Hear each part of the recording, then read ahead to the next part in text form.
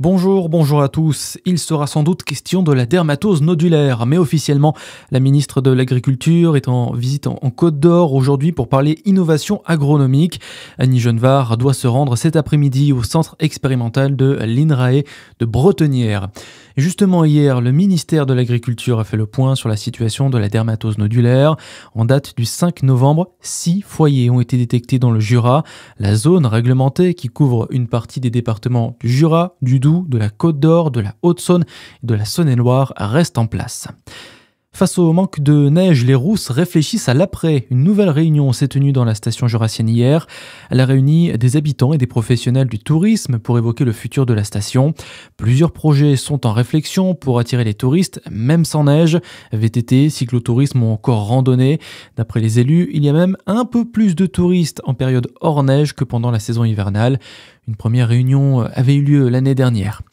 Qui, pour reprendre les commandes du port de Pagny, Voies navigables de France lance un appel à candidature pour une nouvelle concession de l'exploitation de plusieurs ports en Saône-et-Loire et en Côte d'Or, dont celui de Pagny. Un engagement sur 20 ans pour 3 ports en même temps, Mâcon, Châlons et Pagny. Le concessionnaire se verra confier la gestion et le développement des prestations de services logistiques, précise VNF. Dans l'actualité aussi, Serge Papin envoie une fin de non-recevoir à Shein. Le patron de la plateforme de vente chinoise a proposé cette semaine de rencontrer le ministre du Commerce. Le groupe impliqué dans la vente de poupées sexuelles à caractère pédopornographique. Serge Papin a donc exclu ce matin une éventuelle entrevue, assurant qu'il n'avait rien à négocier. On le rappelle, le gouvernement français a lancé un ultimatum à Shein, retirer tous les produits interdits sous peine de suspension.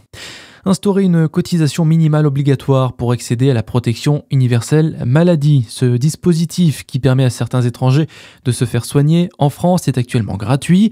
En plein débat sur le budget de la sécurité sociale, le député Horizon du Maine-et-Loire, François Gernigon, propose donc de faire participer les bénéficiaires de la PUMA.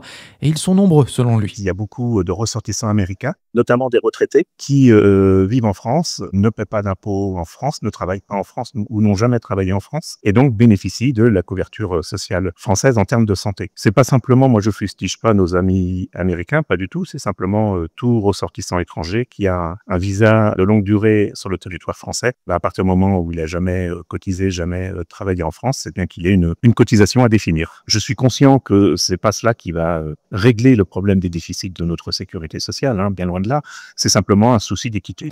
Selon François Gernigon, certains retraités américains installés en France seraient même volontaires pour cotiser à la protection universelle maladie. Et puis on termine avec un mot de sport et de basket. Ce soir, les espoirs de la JDA se déplacent et font face à Châlons.